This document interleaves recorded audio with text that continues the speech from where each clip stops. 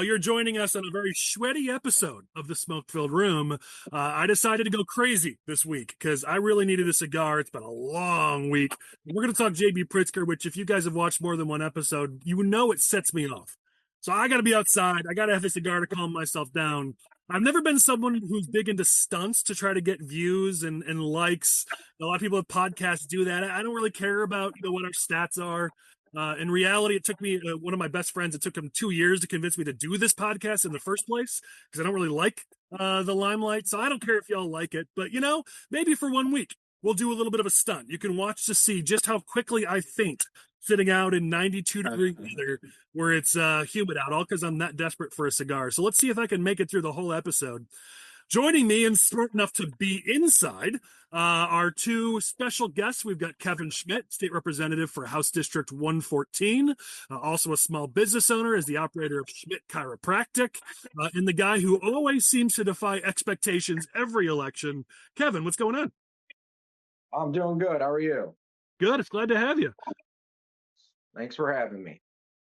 As I said, you're smart enough to be inside. Keith Brin is also with us. Again, also smart enough to be in the air conditioning. He's the chairman of the Lake County Republicans, previously served as the circuit court clerk in Lake County, has been a business leader and an attorney over the years. What's up, Keith? How you doing? Doing great. Thanks for having me. I know because I saw you yesterday, you didn't have a chance to wiggle out this time and cancel. So I'm so glad we got you this week.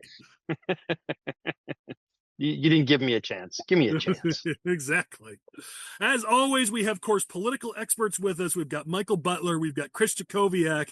Guys, I had somebody this week say that they interacted with one of the two of you, and they were trying to remember which one, and they were like, it's the cute one. It's the cute one. She kept saying. So I just want to know, which of you two is that? Chris, of course. Definitely. It's me. Oh, yeah, I guess since Chris does look like he could be a family member or a long-lost child of Representative Schmidt. I couldn't tell the difference a little between biased. the two of us. Yeah.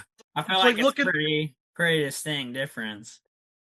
It's like looking into the future. Like once it fully goes, Kevin, and I lose the glasses, like they're gonna they'll look just like you, brother. And Chris, you're gonna have to work out a couple times, maybe two, but otherwise it's pretty close.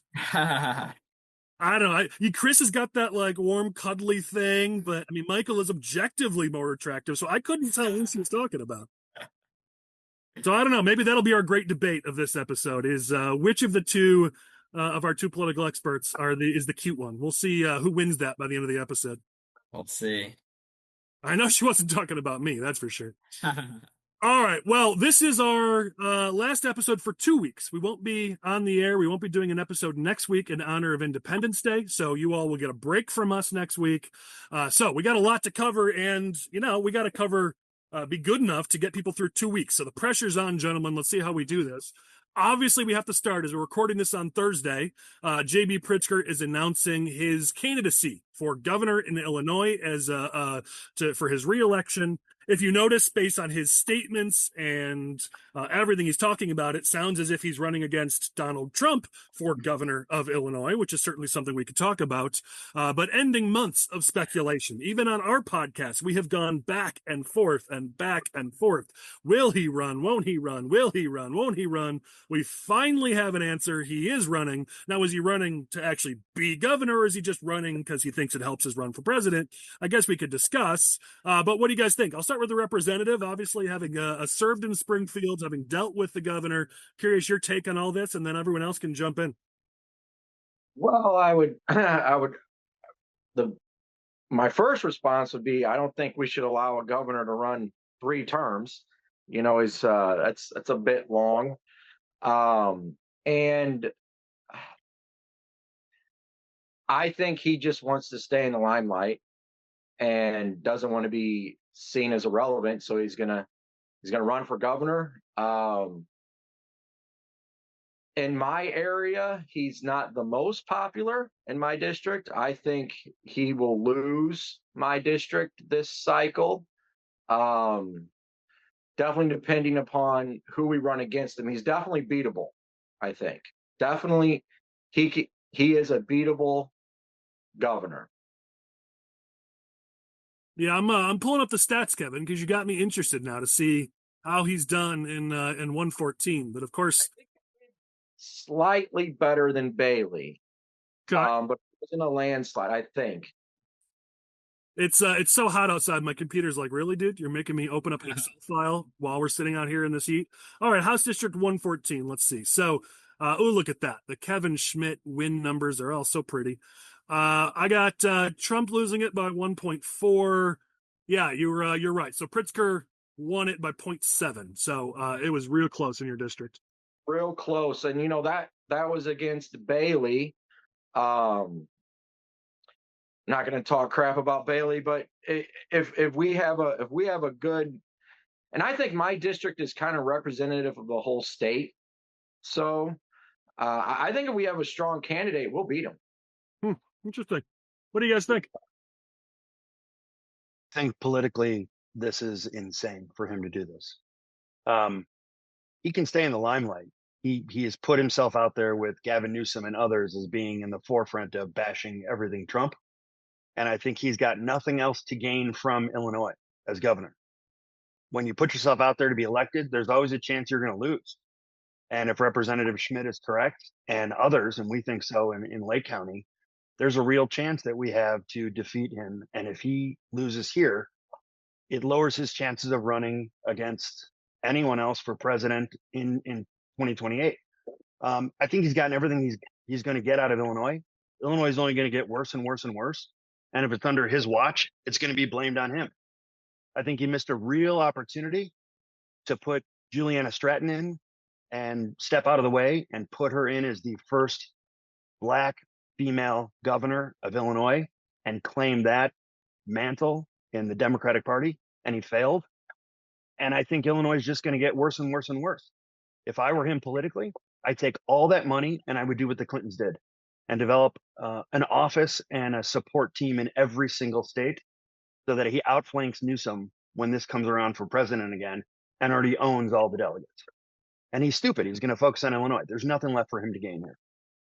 You know, it's interesting, Keith. One of the reasons and I'll call myself out on this, one of the reasons I thought he wasn't going to run again is one of the points you just made, which is everyone, even Democrats, admit that the coming years fiscally in Illinois are going to be rough. And JB Pritzker, if he just stopped after 2 terms, could say, look how great we were, balanced budgets and credit upgrades and, all the BS he likes to say. And they were able to scotch tape this last budget together, but there's only so many years you can do that. And I think one of the major reasons why many of us thought he wouldn't run again is right off in the sunset as a great governor who, is fiscally responsible. Having to manage these budgets these next couple of years certainly isn't going to sit pretty on his national resume. I think, well, number one, I don't believe that JB Pritzker will be the Democratic nominee for president. I don't think there's any strategic calculation he can make that's going to fix that. I think he has a demographic problem. I think he has an ideological problem that's going to come back and bite him in the ass in a couple of years, but it's neither here nor there. When it comes to running for governor of Illinois, again, he has nothing to lose. It's not as though that there is a serious enough Republican candidate that's going to actually make him nervous enough to where he says, maybe I'll sit this one out and avoid the embarrassment of a possible loss. The Illinois Republican Party doesn't have the juice that it had even in 2022 in his last reelection campaign in order to really make him scared.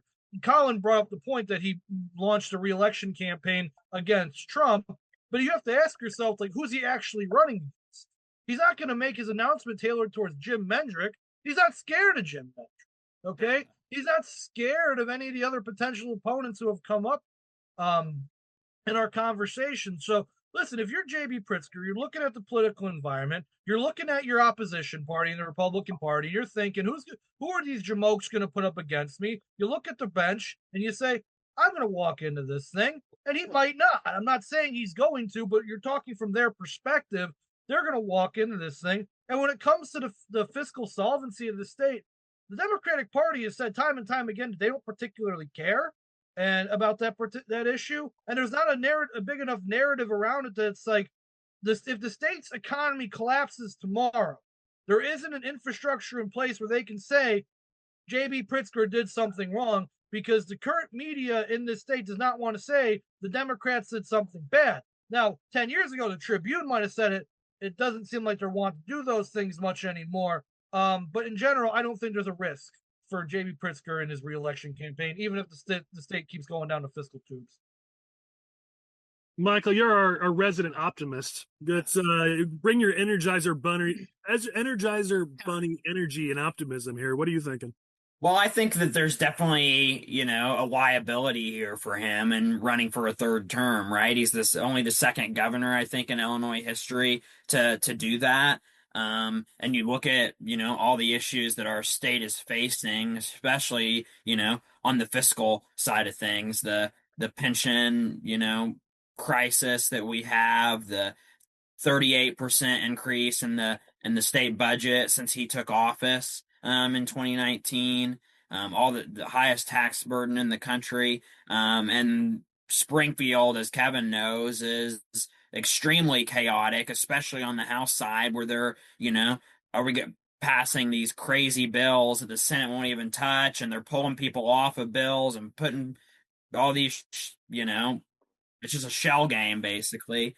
So I think there's definitely liability there. The question is, are we going to be able to identify a candidate that can put up a strong enough fight to make this a competitive race? And, I know we've talked about it before. Sometimes you got to kind of figure out, okay, at the end of the day, what is the goal here? I mean, if we have an opportunity as Republicans in this state to rough Pritzker up a little bit on some of the issues that we haven't been able to up until this point, that's doing a favor for whoever the Republican presidential candidate is in 2028. Yeah, even if we don't beat him. Yeah, and that maybe that becomes the goal. I don't know. We've got to see what happens. But there's a couple key things I want to make sure we discuss in this topic. So we're going to really dissect it for a few minutes here. First of all, let's just talk about Pritzker himself in a vacuum. Chris is right. You can't beat somebody with nobody. So we're going to talk about that. But first, let's just talk about JB as a candidate for governor. His advantage is his money. He spent more than $300 million of his own money since 2017. Obviously, that's his huge advantage. But we're not talking about somebody who has, incredible charisma. I mean, we're going to talk about New York City in a little bit, and I think Chris and I are going to fight about it. It's going to be fun. But it's not like he's this candidate who's got a lot of charisma and people love him. He's not the kind of candidate that's really going to drive a lot of turnout. There's not a lot of excitement about JB Pritzker. If you look at the polls, usually his approval rating, his favorability is hovering right around 50-50, which for a governor who's been in office for 8 years, in a blue state, who's thinking about running for president, 50-50 ain't great. Let's be real here. And so this isn't a guy who's lighting the world on fire. And as some of you have mentioned, there are serious problems in Illinois that Governor Gaslight has done a really good job covering, and of course the media has let him get away with it, but the reality is those problems do exist. People want to leave the state. People, even Democrats, admit they can't afford to be here. There are underlying problems here. And so while I totally get that we're going to need a good candidate, they're going to need funding, all that, and we'll talk about that next. Just for a second, I want to talk about JB, the candidate. He is not this world-beating candidate that you couldn't beat if you actually ran a good campaign, a good candidate, well-funded, blah, blah, blah. Like, JB is not a world-beating candidate. Am I wrong here? I agree. He's totally beatable if we get a strong candidate. And we already know who he is. So we would be running possibly someone new. And we can define that new person. I would say the ball's in our court, honestly. It's ours to take. We just need somebody strong. I mean, and I'll be clear, I'm usually I try to be balanced. I'm more pragmatic than I am pessimistic or optimistic. The reality is, just for our viewers and listeners, the odds are not in our favor. No one's going to Vegas and dropping $100,000 on us winning the governor's mansion in Illinois in 2026. So let's be real here. But as Kevin said, there is an opportunity, and that's what we want to talk about on the podcast: is how do we take advantage of the opportunity? I certainly. I think Sorry, go ahead. Go ahead, Chris. Well, I think the way to take advantage of it is to get a good candidate. I mean, that's probably the way to do it in just about every race. You need to get a good candidate. And there are a lot of very vulnerable Democrats up and down the ballot. But if we don't have a good candidate, and I mean a candidate that the Republican Party will get around and not do what we do best, and that's eat our own. If we have a good candidate who can find the fundraising, then great.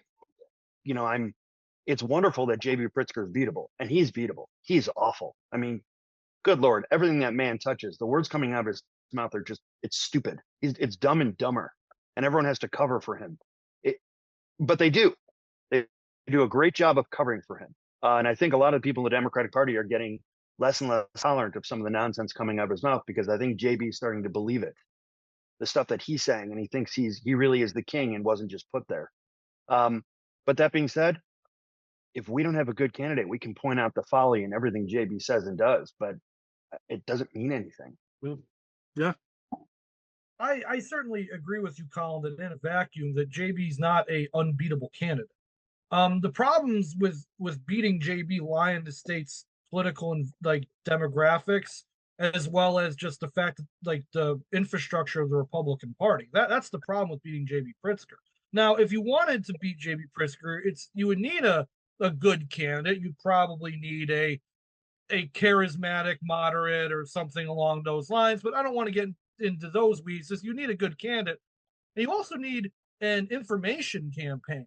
Just talking to people in the state of Illinois, and I don't mean posting on Facebook. I don't mean just talking to your friends in your group chats. I mean having money, running TV ads, running OTT ads, doing informational campaigns of how bad the state of Illinois has gotten that people are actually going to see.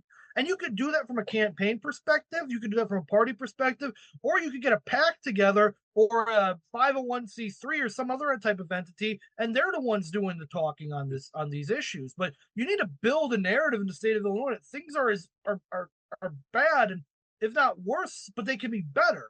That's the narrative you really need to build. It's how Rauner beat Quinn to some extent. Yep. That he had the money, he had the infrastructure, and he told people the state of Illinois is going in the wrong direction. Vote for me, I can fix it. And it didn't work. He was a terrible governor, but that's what you need to do. Yep. I don't think that exists right now, but if we had all the money in the world and we could play God in Illinois politics, that's how you would do it. And Chris, I've been begging for that for over a decade. I mean, going back to the days of, well before Rauner, I've been saying that, we send our candidates, we send people like Kevin to the doorstep, and they've got to answer for everything they're hearing in the news and from the left, and we don't give them any backup. We don't put anything in front of those voters to say, here's why these left of center policies aren't working. Here's a conservative or a Republican alternative and why it would be great. I mean, we don't do that. We just assume that every voter reads Wirepoints or IPI's, white paper solutions, and they don't. And so all they ever hear over and over, it's like that American president, quote where Michael J. Fox is like, in the absence of leadership, they'll drink the sand. And that's where we are with Illinois voters, is all they ever hear is Governor Gaslight and his minions telling them how great everything is. Their eyes tell them something different, but they don't ever hear the other side of that narrative. So we send our candidates to the doorstep. We send our candidates for governor out in front of the media to be eaten by the wolves, where their audience isn't primed. The soil hasn't been turned and churned, and the manure hasn't been put down. I'm not a farmer. I don't know how to speak farming, but we haven't prepared the soil for our candidates. And so, Chris, you're right. We send these candidates out, and they're speaking a foreign language to voters. I mean, we absolutely need to do this outside of election season. There should be a concerted effort when Stacey Davis Gates at the CTU says something nuts. We should be putting that on every TV, on every phone. When Democrats are pushing their far left policies, there should be text messages going out to the voters telling them, look, this is what Democrats are doing. We don't do any of that. And then we get to election season and we're like, wait, why didn't the voters go with us? So yeah, Chris, I hate agreeing with you, but that was a solid point.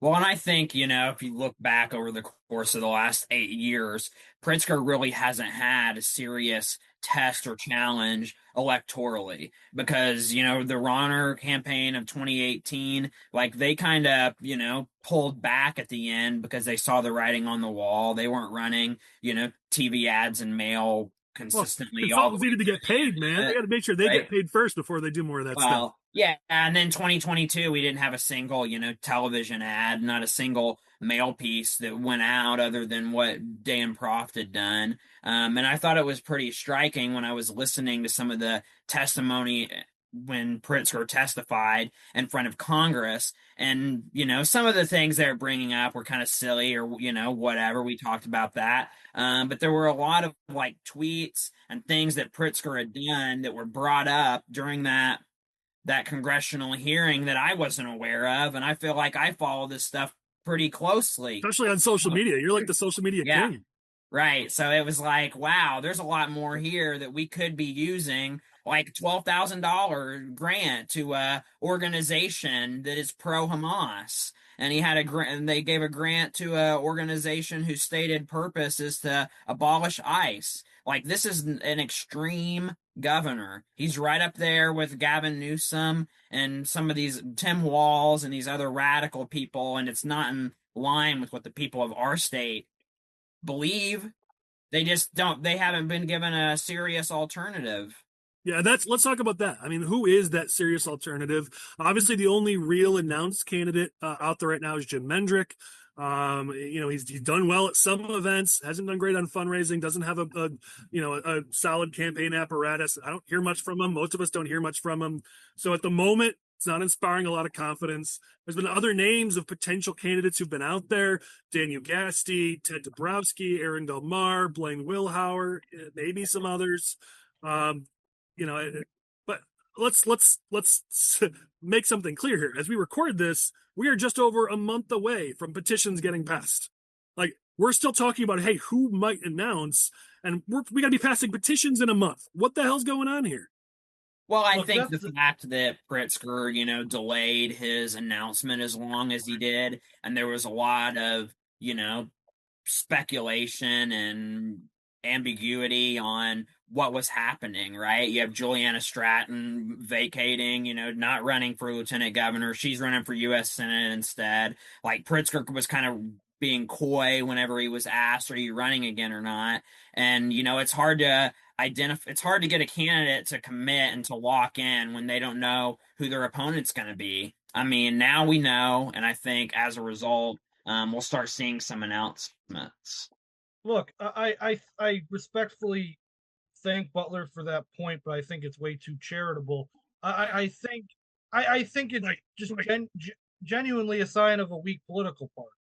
Yeah, it's amazing because I've been doing this Republican racket for over 4 years now, and I can remember 4 years ago, even the vibes just felt different in the Illinois Republican Party back then, because you still had this idea that the Republican Party could be a serious political party, and that was oh, that's why we're going to run Richard Irvin, and that was a disaster. But it doesn't matter. A serious political party has multiple people of various different qualities lining up and saying, I'm going to take this guy on right now. And it doesn't mean that they're going to run a good campaign. It doesn't mean that they're going to win, but it just means that enough people see the opportunity. And I think this hemming and hawing on the part of mediocre, let's be honest with ourselves here, mediocre political candidates in this state, whether or not they're going to jump in, that's a sign of weakness in this party. And it's also a testament that they're not jumping into the races for state treasurer. They're not jumping into the races for attorney general. They're not looking at comptroller, even though Susana Mendoza has openly said, I'm either running for comptroller or mayor. I think she's more likely to run for mayor, guys. So you guys have a month to find a candidate for comptroller, because it might be an open seat, guys. It's a sign of weakness. And that's the sad testament to all of this. Yeah, you're not wrong. Listen, I've been accused of being overly supportive and overly positive about the Republican Party, and sometimes I have been, because our goal here is to try to help and push us forward. But the reality is, we're frustrated on a daily basis. I mean, I get to train and work in other states. We've got clients in a bunch of other states. I can happily report that the Republican Party is not in this much disarray in most other states, even blue states. You've got a much more strong party. You've got a party with a backbone. You've got people who are ready to run and make a difference and make a change. There's only a few states we see like Illinois like this, and it gets pretty frustrating. I got to be honest. I mean, we are a month away. And I know this is gender specific, but we just need to grow some balls, because someone needs to get out there and run, grow a spine. I am sick and tired of this spineless party. Somebody go out there and do something, please. Well, I think part of our problem is, we a lot of friendly fire going on where it's Republicans fighting Republicans. Yeah, but you know what? Suck it up. It's just, I know. Up. I mean, Tom DeVore's attacked me too. I didn't lose any sleep. Suck it up.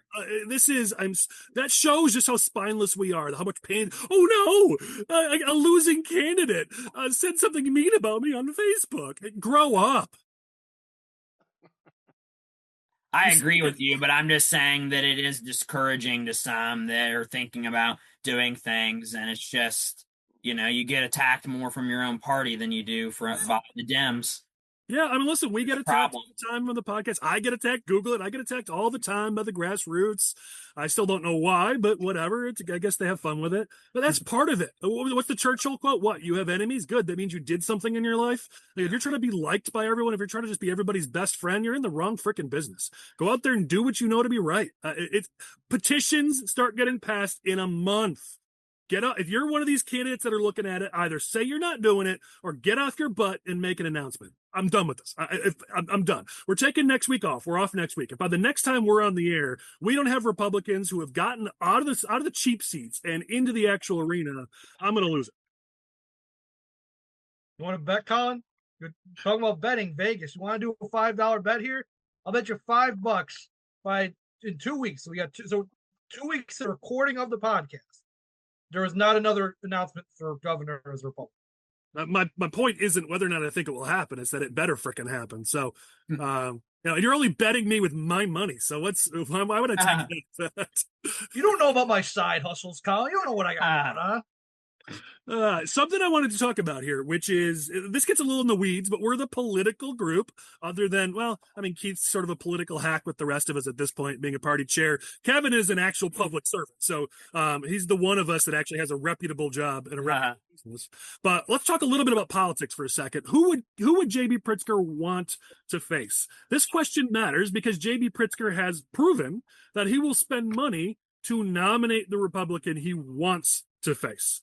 And so you got to have the conversation because there is a factor here that JB could decide that he wants to choose who our nominee is based on whoever might announce. So I pose a question to the group. Who do you think JB wants to face? I think his ideal opponent. Michael, don't get yourself fired, man. Kevin raised his hand. No, I didn't see him. I can't see him on my screen. Get you. He wants to face a far right male. That's who he would want to face. Okay. He doesn't want to face someone in the middle. I think he definitely doesn't want to face a woman. But if you look at the demographics of the state, far right, someone from the South that's a male, that's who. And someone that's openly been far right. So he's got a lot of ammo. That's who he wants to face because he beat someone like that before. So it's logic. If I could modify that just a little bit, I would think that he wants a Trump proxy. He wants to be able to run against every Trump policy, literally running against them. And he also wants to get Trump so angry about it that Trump jumps in and endorses someone against him. And suddenly it's a proxy race. Keith, this is the problem with me seeing you yesterday. You get to steal my thoughts. So what I'm hearing is he wants to face a male from Southern Illinois who has far-right political opinions and likes Trump. So there are 2 people who stand up to me. First one, he wants to face Darren Bailey again, so that's funny. The other one is a name that's actually been brought up on this podcast already, and that's Wilhow. Now, I don't know if there's anything, I'll say his name out loud. I don't care. I've already said enough about Blaine Wilhour on the show in the years that we've been doing it. But, I don't know if there's something JB can tell to Blaine Wilhour to make him want to jump in the race, but, that's the person. But I at the same time, I also reject the premise of the question because I think JB wants to face anybody whose name isn't like Todd Ricketts. That's the only one who might get his boots shaken. Maybe Jesse Sullivan, but Jesse Sullivan devoted his life to God at this point, so he's not coming back in the political arena. Yeah, it's Ricketts or LaHood, but neither one have shown any interest in actually doing it. But Michael, you were gonna talk. Go ahead. I was gonna agree with. I agree with everything that's been said so far. Right? He would love to run against somebody downstate, pro-Trump. If they have pictures with Trump, that's even better in his mind. Somebody like Blaine Wilhour or a Miller or a Niemerg. Yeah, Or Mary Miller's name has been those. tossed around. Yeah. I mentioned it. Keith and I had a chance to catch up yesterday, and I was kind of ranting about this. So, good job, Keith, stealing my thoughts. But it's where I was going with this, which is the general thought, especially 4 years ago and going into now, has been you want to face the weakest opponent. And so who's got the most oppo, who's the most conservative, who's whatever. And all that plays a role. Don't get me wrong. That's all part of it. But really the thing he wants, and part of the reason I think he ran again, is he believes he can run against Donald Trump for governor. That's why this segment's titled what it is. That I think Pritzker thinks that he can get, if it's a Willhauer, I mean the Freedom Caucus with all of their speeches on the House floor and the Senate floor during session, there's plenty of video you can use, audio you can use, where you wake up in the morning, if you're Pritzker, you attack Trump, and within an hour or two, Willhauer or someone else is going to come and defend Trump, and now you don't have to talk about Illinois. You don't have to talk about our taxes, our cost of living, spending money on non-citizens, the crime, the corruption, any of that. You just get to talk about Trump all day. The Republican defends Trump. You go back and forth, and you're building up your national anti-Trump chops all day. Then you wake up the next day and you rinse, repeat. I mean, that's what Trump wants. And so I think his perfect opponent will be a Blaine Willhauer. And I don't say that because he's a weaker candidate. I think Blaine is eminently more likable than Darren Bailey ever was. He has more political chops than Darren Bailey ever did, which isn't hard, but he does. So I don't think he wants Blaine because Blaine is a bad candidate or an easy to beat candidate. I think he wants someone like Blaine because he wants to talk Trump every single day. And a candidate like Blaine would take the bait almost every day. And he would just get to talk Trump for a year while running his reelect campaign for governor. I think that's the key, what you said there at the end. Like whoever runs, whoever our nominee is, they need to stay focused. Don't take the bait. Focus on the issues that matter to Illinoisans. You've got to get out there, mix and mingle with the people. Like, you go to get your hair cut. Like, what are they talking about in the barber shop? They're talking about the budget, the tax increases, like cost of living, those issues. They're not, talking about Trump. You go to the picnic. What are people coming up to you and asking you about? It's not federal policies. They're saying, I can't believe they're trying to tax us $1.50 on every delivery to bail out Chicago, and I'm pissed off about it. Those are the things that people are talking about, and those are the things that we need to be focused on. You're running for governor of Illinois, not president of the United States. Yeah, 100%. By the way, I want to point out the only time Michael ever brings up the barbershop is when you're on the podcast, Kevin. I don't know if that's just like a hidden dig at you, but it's like every time you're on, he brings up hair for some reason. You know how many votes I get out of that place? And it's in Kevin's district, so you're welcome. Thank you.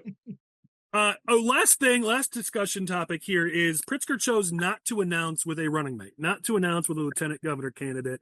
Obviously doesn't want to share the spotlight, and it's smart politics. He'll get 2 bites at the apple, 2 rollouts with another candidate. But I also think part of why he didn't announce a lieutenant governor candidate is once you announce that light gov, the discussion changes to, okay, if you run for governor or for president and possibly win, this person's going to be governor. And I think that his announcement would have been overshadowed with a spotlight on his light gov choice, and Pritzker didn't want that. So the discussion over who is his light gov is a big deal. Generally, the lieutenant governor is an unknown. I mean, look at Juliana Stratton's poll numbers. She's been at every press conference with Pritzker for 8 years, and yet still nobody knows who she is. The light gov choice rarely matters. But in this instance, with a governor candidate who has outwardly been telling people at events and everywhere else he goes that he is running for president, his light gov choice matters a lot. So we should certainly talk about it here. Thoughts on how much it matters or who it might be? Anything? Go ahead.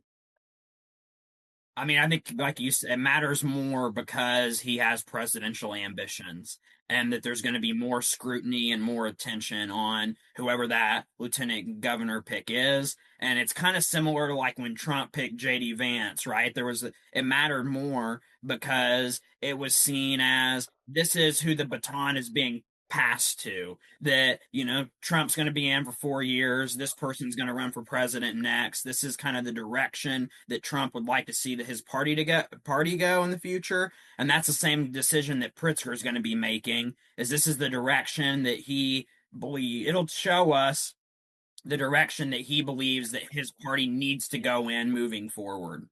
Talk about saying a lot while saying a little when you said his party there. Yeah. I picked up on that. Anyways, anybody else have thoughts on this? Chris, you're more in tune with Democratic politics sorry, go ahead, than Chris. most of us. So what are your thoughts here? Who's he going to pick? You said me? Chris, yeah. Yeah. Oh, okay, so the speculation is currently like Andy Benar. I think everybody's kind of heard the Andy Benar answer, the deputy governor, former state senator. I tend to believe that's true. I think there's some votes that Benar has made down in the Senate that I've been looking into that may give them pause why they would want to pick him. But I think you also have to look at it from like a switcheroo perspective, because one thing the Democrats and even Republicans increasingly want to do in the state is like, you never know when they might not be in that position anymore. So at some point, you might do that. Like, let's say you're JB Pritzker. And this might actually incline to maybe pick a female or a minority candidate more than maybe Andy Benar, but it might be, I don't know, September of 2027. And Pritzker really wants to focus on his race for president because, like, if Pritzker is smart in some political aspects, he's stupid in this one where he thinks he can be president. So he might say, in order to focus on what's best for the country and the people of Illinois, I'm going to resign as governor, and this person's going to be my light goes to be governor now. I just want to run for president full time. I think it's important in that regard, more so than it is like if Pritzker actually gets elected president, because I don't think Pritzker is going to be elected president. Yeah, and I don't disagree with you there. Keith, you were trying to jump in. Yeah, I agree with part of what you said, Collin, and I disagree with part. I think they're waiting to get a second bite at the apple. It's actually politically sort of smart to get a second bite at the apple because right now no one's paying a whole lot of attention. And the Senate race is absorbing all the spotlight when it comes to the Democratic Party. But I disagree with your second part. I don't think anyone cares. I don't think anyone has ever cared at this point who the Democrat is. They're just not the Republican. The Democratic Party doesn't care. They never have. They could hate Pritzker and they're still going to vote for him because they're good at it. They vote against the Republican. I don't think they care. But I do think it's going to give him a second bite at the apple. And I also think Pritzker's looking to angle to see if he can maybe make some deals and get an edge up. Maybe he'll put like a Julia Stratton in again, maybe make a good pop about it. But I really don't think the Democratic Party cares. I'm not even sure the Democratic Party knows who Julia Stratton is right now.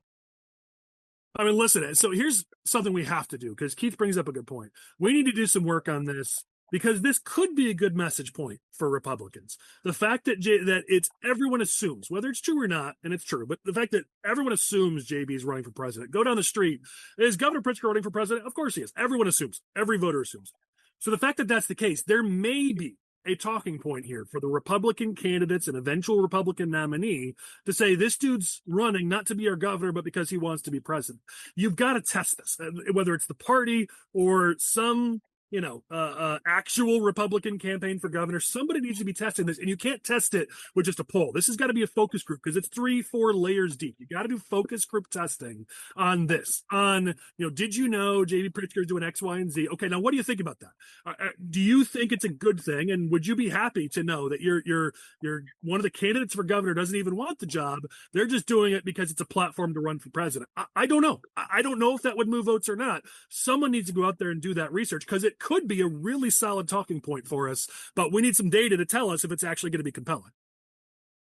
Yeah, that's true. I know one of the things that we were talking about a couple of weeks ago, kind of at the tail end of session, was how on the Senate side, there were senators that voted no on the budget, like Chris Belt voted no. There were others that were, they weren't just voting straight party line, but in the House they were. And what I heard was that there are some Democrat members of the General Assembly on the House side that think that they have a shot at being the lieutenant governor candidate. And they didn't want to go in and vote no on the budget, even though they may be in a district that is, in play or seen as, vulnerable, because they thought that would kind of remove them from consideration, right? If you're Katie Stewart and you think you might be the lieutenant governor candidate and you vote no on the budget, does that take you off the list because you voted against Pritzker's priorities?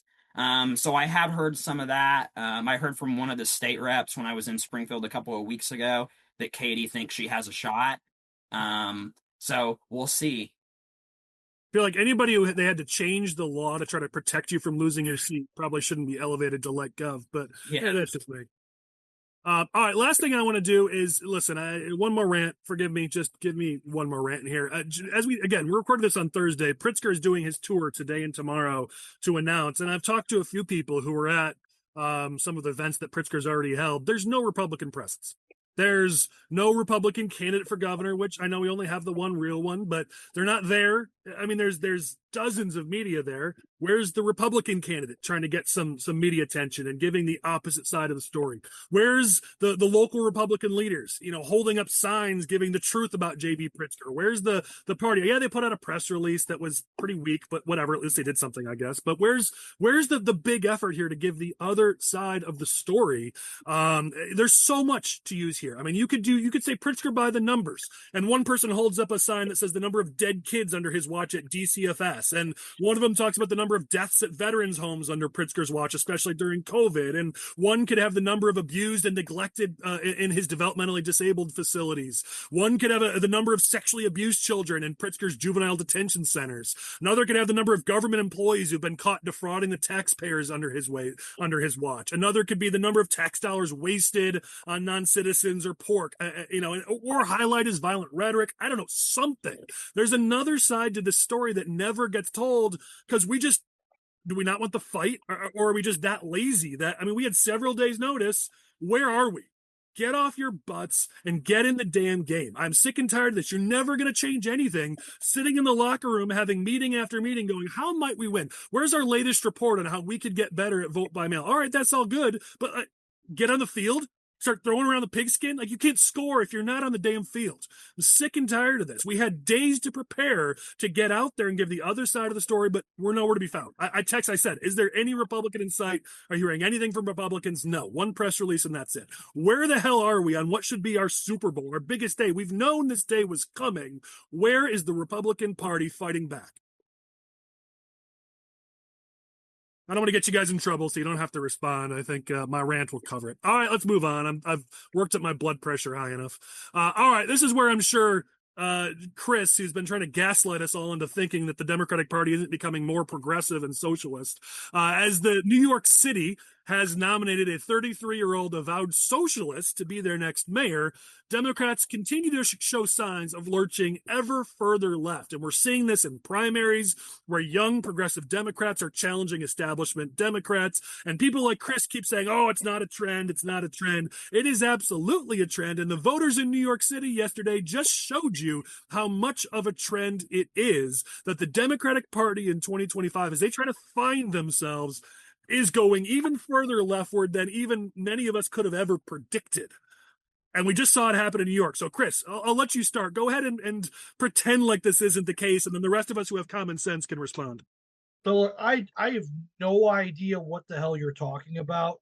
I made a point in our group Discord that, yes, like Zoran winning is like a bad thing, but like, let's give credit to the fact that the guy ran a really good campaign and his opponent was literally Andrew Cuomo. So look, here's my thing. Something that Republicans fail to understand often is that the Democratic Party isn't lurching to the left only because like their voters are lurching to the left. It's that the progressives on the far left, when it comes to winning primaries, do a really good job running campaigns.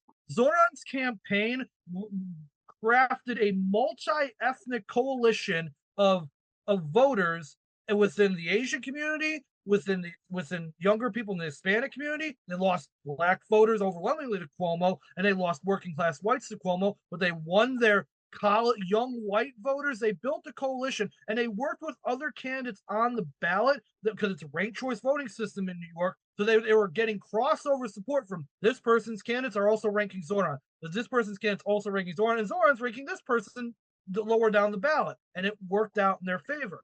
And this is to say that like you can't just look at the progressives and say these people are nuts because they have nuts policies, and they do. But when they're also talking about cost of living, which is something that the Republican Party sometimes does not do, when they're also talking about making the city better for younger people, which is something the Republican Party does not do. They're also reaching out to working class voters, which is something the Republican Party does not do.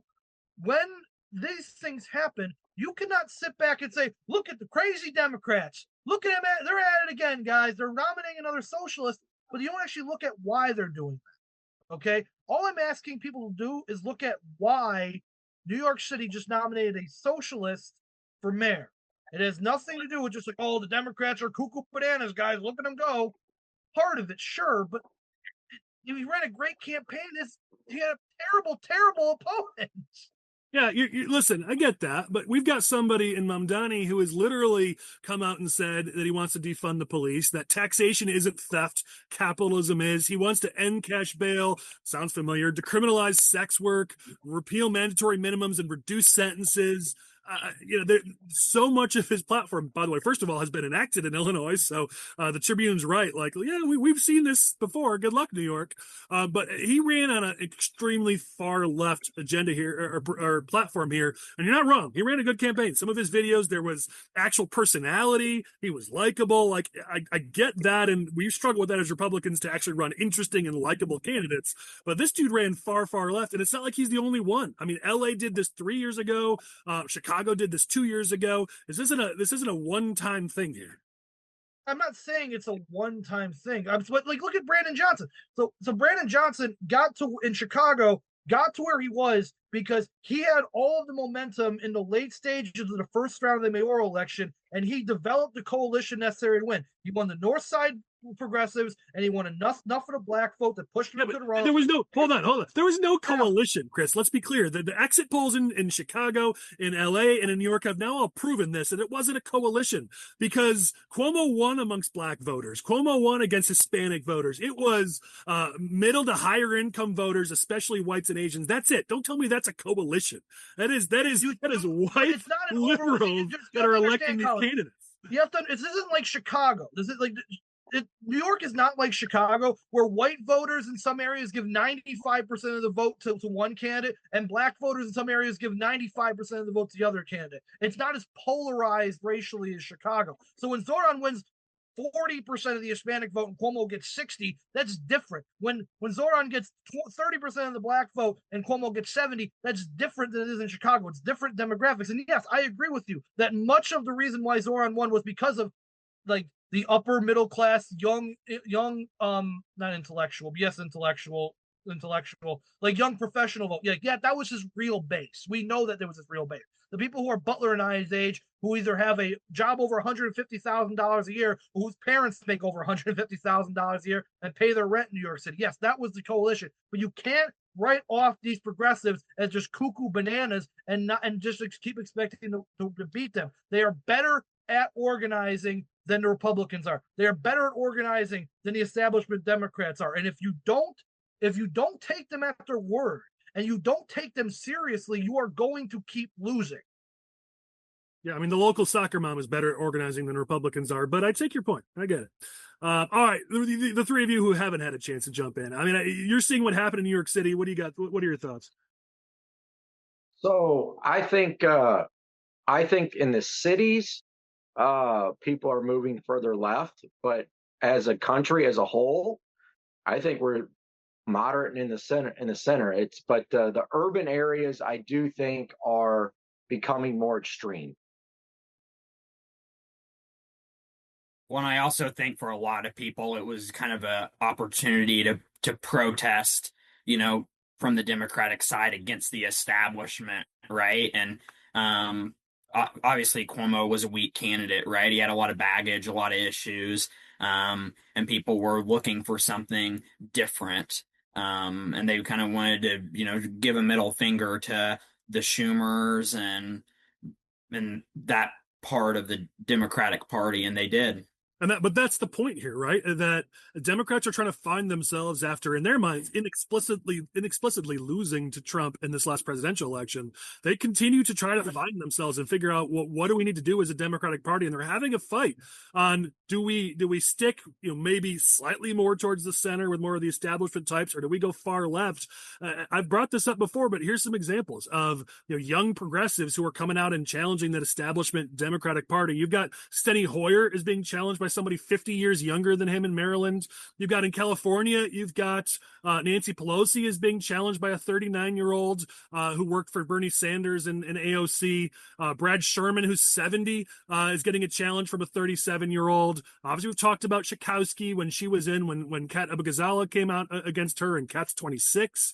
You got another incumbent, 79 years old. In Georgia, who's being challenged by a 33-year-old. Like, this isn't, we're not talking about a couple one-offs here. And that's the point is, as Republicans look for hope here on how can we, keep the House, keep the Senate, grow our majorities, maybe hold the White House in a few years, get some wins in states like Illinois. You see the Democratic Party Chris, they're lurching further and further left. And that does create openings for us. When have I ever said the Democratic Party isn't lurching to the left? Like, I don't know why your character. The last time I brought this topic up 3-ish weeks ago, you fought me hard on it, man. On what? Maybe you're just cranky. I don't know. Keith, what are your thoughts? The Democratic Party, but I don't think it can be generalized as we're sort of talking about it here. Keep in mind, as we all know, in primaries, you're getting certain voters out. You're getting the real hardcore base of the party that comes out. So it's not even the biggest group of people who may vote Democrat. And in New York City, especially, the Democratic Party has lost its anchor and lost its direction. All the people who are coming out are generally the people who have always allowed us and dogmatic. And the people who are left, who are still certain of their choice, are the people who are farthest to the left. And those are the people who are coming out, the AOCs and Sanders. Look, Chris, I have to disagree with you a little bit. This guy literally ran on being a socialist. Didn't have the ball. And we're talking about city-controlled and free stores, free buses, free housing, free everything. Taxing on anything that moves, that doesn't move. I mean, he didn't hide the ball. He's a charismatic guy. But Andrew Cuomo was literally rated as the centrist in this particular race, which is crazy. Andrew Cuomo is a hardcore Democrat. And I think that just shows you in the Democratic primary in big cities how far left that center of the party has moved. And it's definitely running left. And the loudest voices left are the most hardcore progressive Democrats. I think they're moving left. Look, I got to be honest, I celebrate this. I love it when they nominate these whack jobs. It makes it easier for Republicans. It makes it a contrast position. Our biggest problem, you've got common sense Democrats who are middle, who can have reasonable discussions and use as voters. I like it when things are polarized. We look much better. Well, and they've Butler. Go ahead, Michael. You want me to go? Chris, go ahead, Michael. Oh, I was just going to say, they've got a leadership vacuum, right? There's not somebody on the Democratic side that's really calling the shots. There was a short little window there where, Newsom and some of the governors and so-called leaders of the Democratic Party were like, hey, we just lost this election because we were talking about issues that the voters didn't care about. And they tried to kind of, let's moderate a little bit. Let's talk about immigration and, have some of these Republicans on, like Gavin Newsom had a bunch of Republicans on his podcast trying to have those types of conversations. But that was very short, and they've reverted back to this extreme policies, extreme rhetoric. And I think that's a good thing for us. I mean, you look at the two issues that have been in the news the most over the course of the last, 4 or 5 weeks, immigration and the actions that President Trump took in Iran. You look at the polling on those issues, and he is, above water on both of those. The majority of the voters in this country, according to the polling, agree with Trump on those issues. And the Democrats have taken this approach where it's like, well, Trump did it, so we disagree. Well, that's not where the voters are. Chris, I'm just trying to see how high I can get your blood pressure. Go ahead. So in relation to Keith's point that it benefits the Republican Party, I 100% agree. Frankly, I have not heard anybody say anything I disagree with, and that's why I'm trying so hard to understand why Collin is making this an issue with me. But here's the point I'm going to make in relation to Keith saying that this benefits the Republican Party. So the Republican Party, because of the nature of the New York City mayoral election, would actually have a halfway decent chance of winning this election. They would, because you got a Cuckoo Bananas character got the Democratic nomination. Your incumbent mayor is running as an independent who's a Democrat, but he's running as an independent now because the party abandoned him. There's another former Democrat who's running as an independent with some name ID. But the problem is, all the Republican Party would have to do is nominate some backbench state representative or former state representative or former city councilman. They'd have a halfway decent shot of winning this race. But they nominated the cartoon character again. They nominated the founder of the Guardian Angels again. So, like, we can't, like, this is what I'm talking about. Is like, you think, look, I don't give a shit what happens in New York City because I'm a Chicago guy. You know what I mean? Like, obviously, I think America's largest city should be run properly. But if it falls into the Hudson tomorrow, I'm not going to cry about it. But the point is that you can't look at this and say it's a good thing for the Republican Party that these progressives keep winning if every time the progressive wins and you have a shot to beat them, you do some stupid thing, and now this is seriously happening. The national conservative Republican apparatus is basically pushing people to back Eric Adams for mayor because they know that the New York City Republicans nominated the cartoon character again. So this is what I'm trying to explain to people, that this politics is serious, okay? And when the progressives are doing their job better than you, they're gonna keep winning. And it's not just going to be, it's better for you. Look, guys, we're going to win now because the progressive one. No, because they don't stop.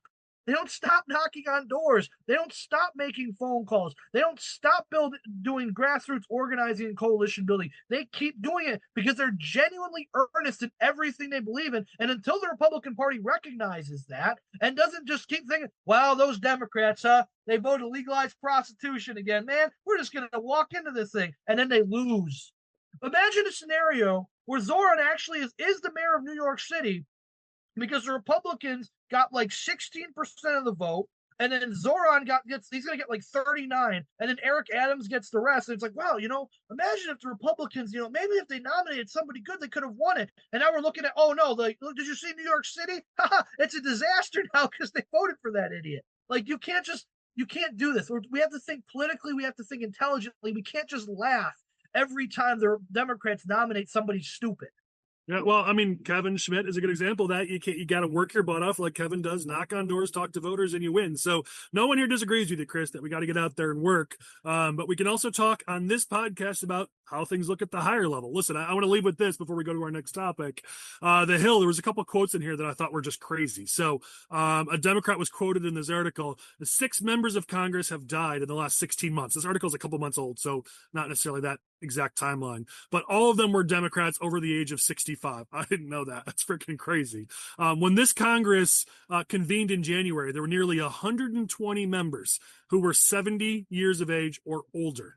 That just tells you where our politics are in DC. There's a reason why more and more in polls, I see that voters are looking for change in a generational way. They're just looking for fresh faces, new ideas, because more and more our politics are retreads. It's people we've heard over and over and over again, and voters would like to see something new. So something to keep in mind as you guys are out looking at your campaigns.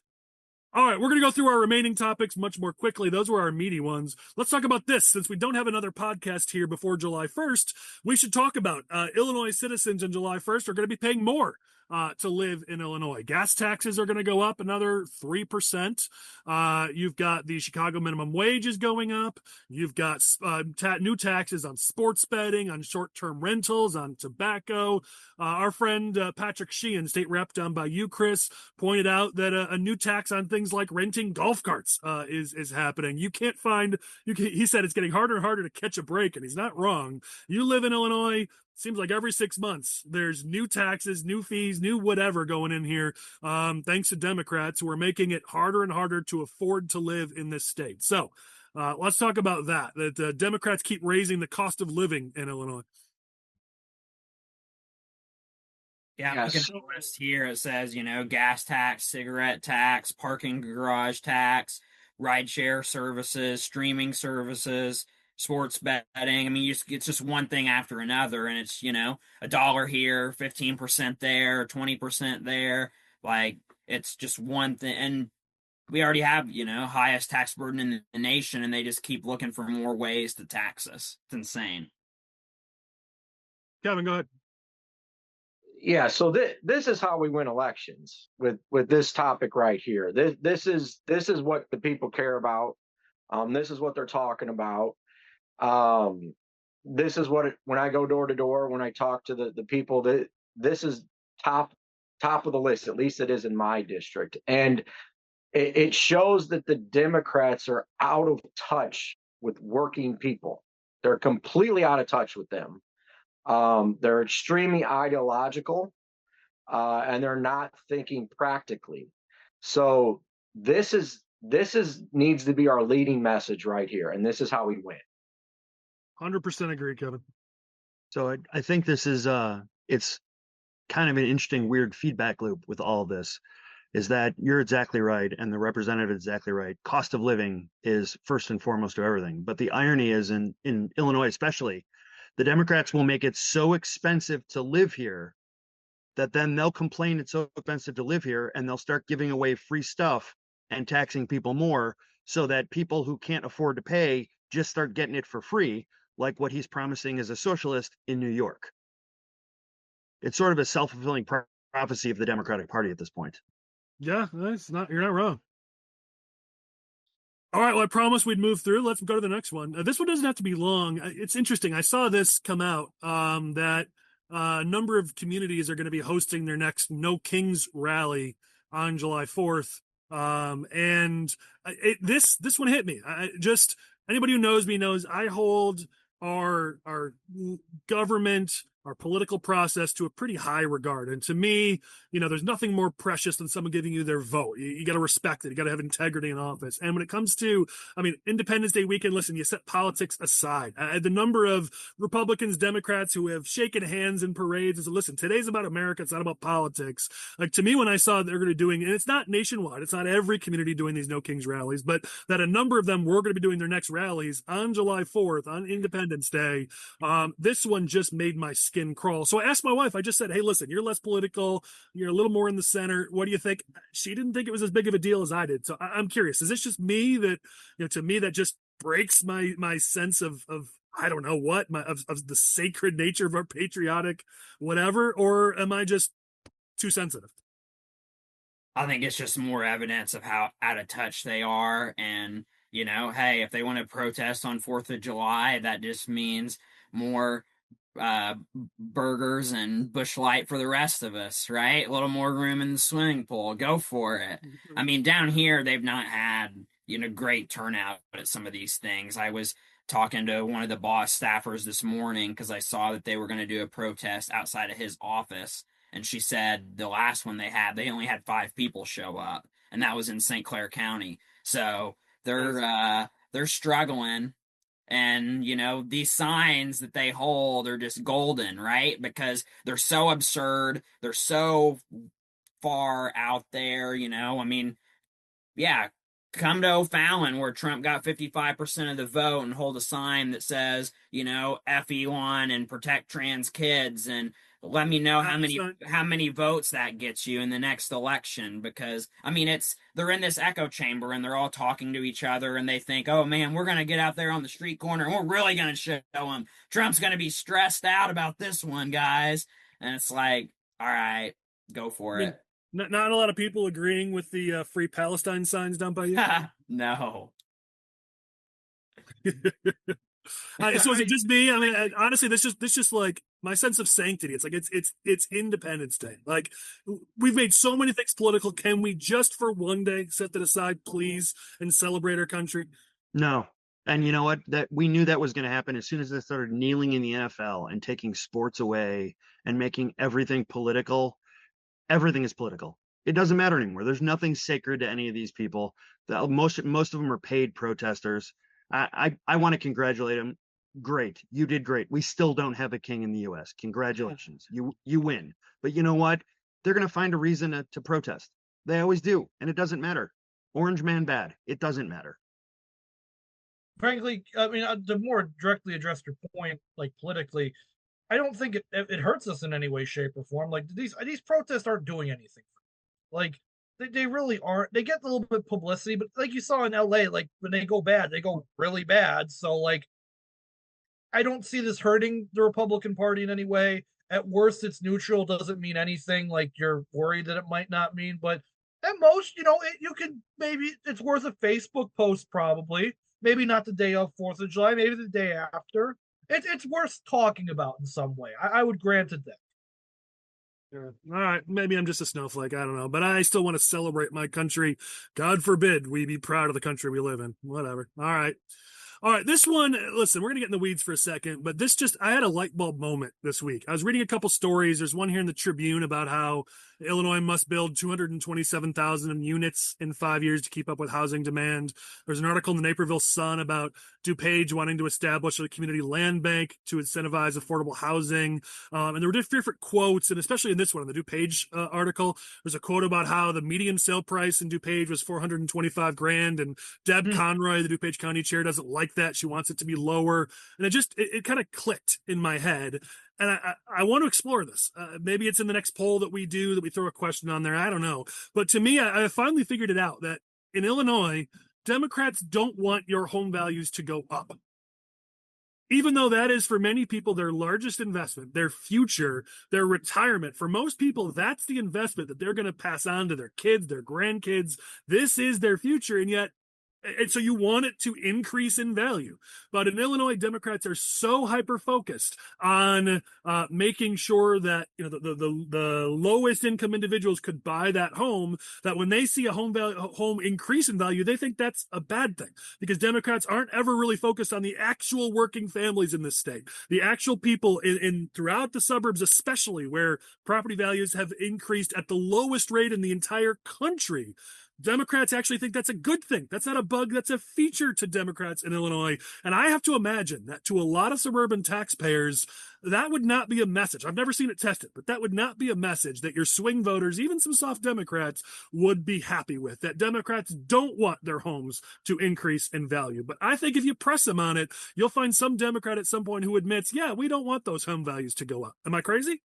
Well, the problem isn't the value of the homes. The problem is the property tax rate, right? People get their assessments and, your house went up $20,000 in value or whatever in the last 4 years, and people, try to appeal that, or because they see the impact that it's going to have on their tax bill. And it's like, no, you want your home value to go up. That's an investment, that's something that in the future you'll be able to sell when you retire, downsize, have, a little nest egg that can get you through your later years in life.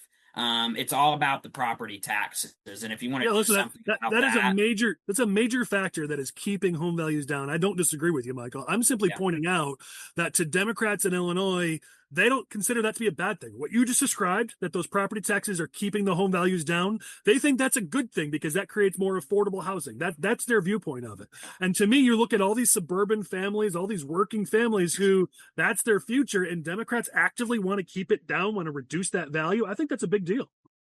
I do not disagree. Oh, Kevin, Representative wants to jump in. I saw him wave his hand. Yeah, so it once again amplifies the point that they don't care about middle class working people. It's not their priority. And they're out of touch. It's definitely a good point to make. Messaging it, you're going to have to, find an easy way to get that point across to them that proves it. Some quotes from Democrats would be great, because you could probably get them to say it. But yeah, for many years now, they don't care about the working people. It's blatantly obvious. Yeah. So to my point that I was going to make is that I don't necessarily disagree with you, Collin, at all, because you're 100% right. Is that there is an incentive by particularly progressive elements in the Democratic Party to drive down the cost of homes so that lower income individuals can buy homes that they're not necessarily able to buy otherwise. Now, we can debate that all day. But one point I do want to make is just a voice for my generation is that I also don't want to, get too overblown here and say that it's a bad thing to have affordable housing, because one of the biggest problems is that housing just isn't affordable. It's hard to buy a home if you're a young family who is buying their first home, because you're like you say, the median home price in DuPage County was like the $400,000 you mentioned. $425K. 425,000. Okay, that's a lot. Okay, I don't know if a $425,000 home necessarily in like a working class area, and it's becoming and that's why people are going over the border in Indiana, because you could buy a $250,000 home with property taxes that are a fraction of the cost that they are in the state of Illinois, and you're still living basically the same general area. So I just, while I agree with you, Collin, and I do think it's a bad thing when you want to artificially lower the price of homes in a given area by putting more quote unquote affordable housing in it. I don't necessarily disagree with you. At the same time, I do think the Republican Party needs to be careful when it talks about keeping home prices high, because that makes it difficult on my generation, Butler's generation, to buy a home. Listen, we absolutely, especially as the cost of living equation, housing is part of that. You're right. And that was what Kevin said. I totally agree. But are you going to say then that for those who currently own homes, we want to artificially depress the value of your home because somebody else wants to buy into your neighborhood? That's what's going on right now. And you can do both things. You can help working families see their home values increase like it has throughout the whole country. I mean, Chris, yeah, DuPage County is high, but I just looked it up. The average price of a home in Canada is $700,000. So let's not. That's a different problem. Canada has a completely different problem. Let's not freak out here about DuPage County. I mean, the point is here, you can do both things. You can build affordable housing and create incentives, lower property taxes. There's a lot you can do to make sure that younger people and lower income people can get the housing they need at an affordable price while not screwing the middle class in Illinois. And that's where we're at right now. When Democrats say they're helping working families, here's the thing. They're not talking about middle income families. When they say they're fighting for working families, they're talking only about poor families, low income families. That's it. They're not talking about middle income families. They're not talking about the working families that Republicans are talking about. And I think that's the thing we've got to realize is Republicans, when we talk about working families, we're talking about a big, significant portion of the electorate, of the population. When Democrats say working families, they're talking about down here, and they're just saying that's why we raised the minimum wage. We did these X, Y, and Z. It's a small subset, and they're willing to screw all the rest of the working families with high prices, high costs, high taxes to help the small segment that they're focused on. And you know what? If you're going to lead the people of Illinois, I'd rather be on the side of the majority, helping most Illinoisans, because those are the ones right now that are dying. They're struggling under high utility costs. They are struggling under the tax burden in this state, the cost of living, and Democrats keep raising that cost of living because to them, working families is the poor, the low income, not actual middle income Illinoisans. Well, one of the things like in St. Clair County, a stat that I thought was very interesting is you've got Belleville, which is 40% rental population. And then in O'Fallon, where I live, 20%. So they're double. And that's not where you want to be. You don't want 40% of your population renting. You want people to purchase homes and be invested in their community. And you don't want that it's very transient when you have that high of a rental population, because people are looking for, I can move over here and it's cheaper, or I can move over here and it's a little bit of a nicer apartment. You just have, there's this undercurrent at all times whenever your population is that much of your population is renting as opposed to owning. Yeah. Plus, I mean, it helped the out-migration rate if more people owned homes instead of rented in the state. So, yeah, I mean, we want to provide a path to home ownership for Illinoisans, again, by making things affordable for them to be in this state. You don't have to screw all your current homeowners to do that. All right, we'll go to the next topic here. This is one of our last ones before we do some political topics, but we got to talk about this. There's a new Chicago clinic, abortion clinic, that is proudly providing all trimester abortions, which means into the third trimester. They're providing them up to 34 weeks, one of the latest in the entire country. And the reason why we're talking about this is because in Illinois, we've made this point repeatedly, that no matter where you stand on the issue of abortion, most people, even more liberal suburban voters are not so far left on this that they want third trimester abortions or some of the things that the crazy far left in the state continues to push. Here you go. Even though they promised us that third trimester abortions weren't happening in Illinois, here you go. You've got a clinic that's opening up that's proudly going to be one of the latest in the country for providing these abortion services. So, Chris, I know, abortion's your favorite topic. You just love stuff like this, that Illinois is the abortion capital of the Midwest and of the country, right? When I saw this on the agenda, I realized I needed to calm myself down before I address this topic, just because I don't want to say anything that'll get me in too much trouble here. Here's what I'm going to say, is that it is a testament to how weak our general side is of the abortion issue that something like this can happen and there isn't a major protest in the entire neighborhood around the state of Illinois about something like this happening. The reality of the situation is that you're right, Con, that the vast majority of people in the state of Illinois, Republican, Independent, Democrat, do not want third trimester abortions in the state. However, the narrative on the left has prevailed in this state that any opposition to abortion at all is met with ferocious political attacks and a complete dismantling of your reputation as a politician if you oppose abortion in any state. And I think that, as tragic as it is, that the third trimester abortion shop is opening in the city of Chicago, which I actually believe this is the second in the state somehow, just won by Butler for some reason. Yeah, but that one doesn't go as late. That's 27 weeks, not 34. So either way, that's still way later than it should be. It's not third trimester, that's second. Okay. In any case, this is an opportunity, when we're talking about opportunities, talk about opportunities entire podcast. This is an opportunity for the narrative to start changing in direction. Listen, this is something that's happening. And technically, abortion is supposed to be legal this late in Illinois by law. Change the narrative. Let's do something positive in a positive direction on the abortion issue, because something like this can't happen. Chris, and listen, I've said it before, I'll say it again, it's going to get me in trouble, but we've been operating under the Mark Kirk style of politics because his operatives continue today to run the Republican Party. They're still the same people, and to them, they've been saying for years, do not talk about abortion, ever. Never, ever, ever talk about abortion. That's why we're at where we are right now, because we don't push back. They're not wrong that it shouldn't be one of your three main issues. Kevin said it, it's cost of living, 100%.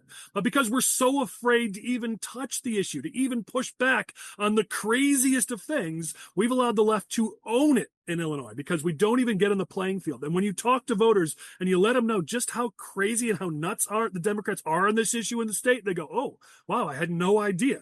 But we're afraid to talk about it because the Mark Kirk staffers over the last 15 years have told us never, ever, ever talk about it or you'll lose every race. So we go, oh, we can't talk about it. And so we've ceded this ground for over a decade. And so, Chris, you're right. As a result, anytime the issue comes up, we get demolished because we've never engaged on it. Well, look, and as somebody who's 25 years old, believe it or not, and has social media, I've already, the real narrative about abortion today is not about the fact that there are children being dismantled in the wombs of their mothers in the city of Chicago right now in the 34th month of pregnancy. It's that the Supreme Court just ruled today that the state of South Carolina can cut Medicaid funding to Planned Parenthood. That's what the narrative from the left is going to be. That's what's going to get people up in arms. And the right, and I don't even want to say the Republicans, because this isn't like the Republican Party's fault. I actually don't blame the Republican Party as much as I probably should for why the pro-lifers lose. It's their own fault. Is that the narrative isn't about the fact that there are third trimester abortions in the city of Chicago, because again, the pro-lifers think they won the abortion debate 3 years ago when the Dobbs decision came down. And that's the sad reality. And ever since then, they've been drifting aimlessly. And now stuff like this happens. So seriously, and they've always been awful at messaging. I mean, I've worked with some of the people you're talking about, some of the organizations. They've always been really bad at messaging, and we're seeing it right now.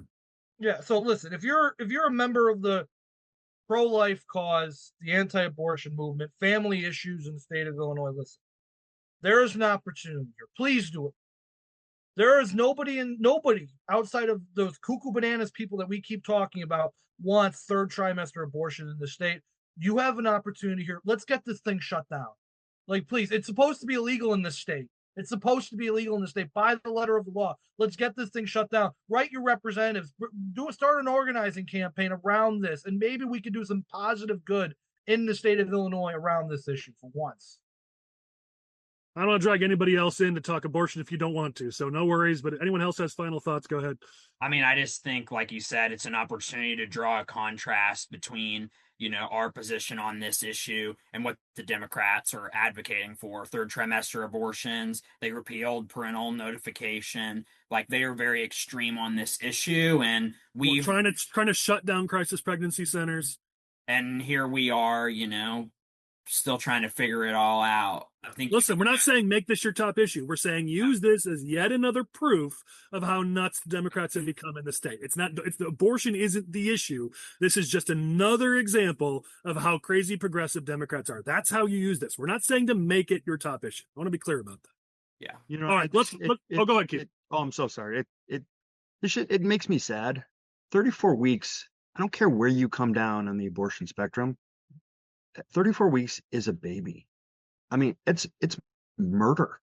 There is just nothing justifying that. And the fact that we as a society, anybody would be okay with that just devalues life to the point that it's sad. I don't know where our values and our focus are if that's okay. Well, listen, this clinic, they have an Instagram page. One of their posts is, listen, sometimes they just don't want to be pregnant anymore. They should be allowed to change their mind and make decisions that are right for them, that aren't on anybody else's timeline. It's like, okay, that's pretty out of touch. Like, at that point, again, the heartbeat's detected. They could survive outside the womb. Like, understand when you're making a decision at that stage, it does impact another life. Go ahead, Kevin. Yeah, so so they're doing it on the other end with the assisted suicide bill. It's there. They have in my opinion, strange view of life that the rest of us don't have. And when I say the rest of us, the vast majority of Illinois. And I think if we define our stance and message correctly, we take a lot of fire away from them. I was attacked heavily about abortion. That was their number one attack on me, and I survived it. I'm here. But we need to define our stance with messaging. We can protect women and protect babies. You can do both things. There's a way to message this. We're not just cruel and heartless Republicans who hate women. We've got it. We've tested it. We've pulled it. We've got the language that works really, really well here, that shows that balance and that respect for the fact that this is a difficult issue. But by the way, we've got that polling data, and then Republicans aren't interested in actually listening to it. But I'll save that rant for another day. All right, couple political things before we close the podcast down. The individual Tara Costa Howard, who became infamous for wanting to force through the Homeschool Act that would essentially outlaw homeschooling in this state, eventually, though she claims that it wouldn't, and take away parental rights to educate your own children. She now has an opponent. Stephanie Trussell is going to be running against her in the House District 42.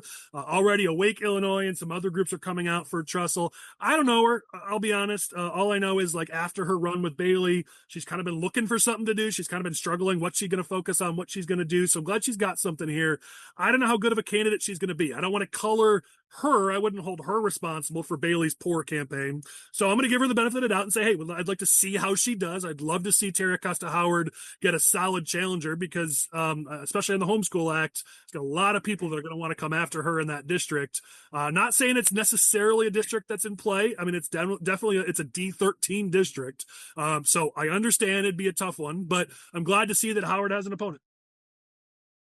So the homeschool people are finally going to test me, meaning, like, can you run a campaign? Can you use all this momentum that you put together over the homeschool issue, over this bill in Springfield? Can you use that positively? Can you use it to raise money in a campaign for Stephanie Trussell? Can you use it to find people to knock on doors? Can you use it to organize whatever homeschool people live in this district? Can you do that? Can you do that? If you had all this momentum and this goes nowhere and Stephanie Trussell just loses by 20, and like she doesn't raise any money off of this, there's no actual organizing, then I'm just gonna keep saying what I'm saying. It's like this wasn't going anywhere to begin with. As impressive as the witness slips were and the protests in Springfield were, it wasn't going anywhere. So please prove me wrong. This is your chance, guys. Yeah, it doesn't matter if we can't take it to the ballot box. You're totally right. I think this is, a good trial run, a good test of this, because we had a lot of issues in Springfield this last session where there were people that were, that got off the sidelines, were very opposed to a piece of legislation, and they took action. And we need to do a better job as Republicans of pulling some of those people into the party, get them activated, and don't make this a one-off. The 40,000 witness slips, that's incredible. Like, they should be commended for that. They should all get a medal in the mail, or at least a sticker, right? Something. But we need to, take this and to the next level and utilize it. Whether you were pissed off about the homeschooling bill, the assisted suicide, the mascot bans, right? There are people who were coming out of the woodwork that we had never really interacted with before on an issue of public policy. So I'm hopeful that they can take this energy and make something of it. Yeah, I agree. All right, last political topic here. We've got we're sort of running it back here in 2026. 2024 candidates are re-announcing for the districts they ran in. Niki Conforti in aisle 6, Joshua Loyd in aisle 13. Obviously, we've got Martyr again in 14, but that he announced previously. Looks like 2026 is going to look very similar to 2024, I guess, in our congressional campaigns, at least outside of aisle 17. What are you guys' thoughts on these races? I mean, I think it's, it is what it is.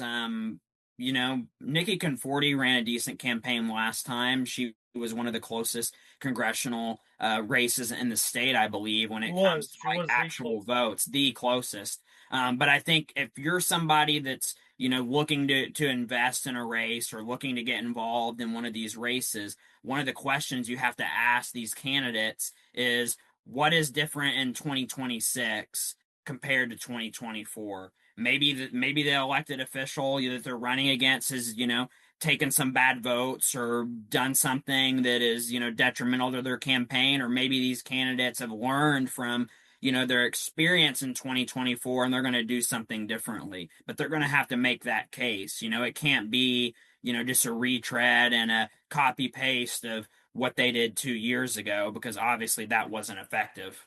Yeah, listen, I'm just looking at the data here and seeing almost every Republican candidate, underperformed in 2024. So I want to make that clear. But if you look at some of these congressionals, I mean, Niki underperformed by just over 3 points, which was better than anybody else. I mean, in the 8th, we underperformed by 4. In the 10th, we underperformed by 4. In the 13th, Joshua Loyd underperformed by 8. The 14th, we underperformed by 5. The 11th by over 4. So, I mean, she did underperform by the least, if I could use that double negative. But, I mean, we didn't come close to winning it. We still lost by over 8 points.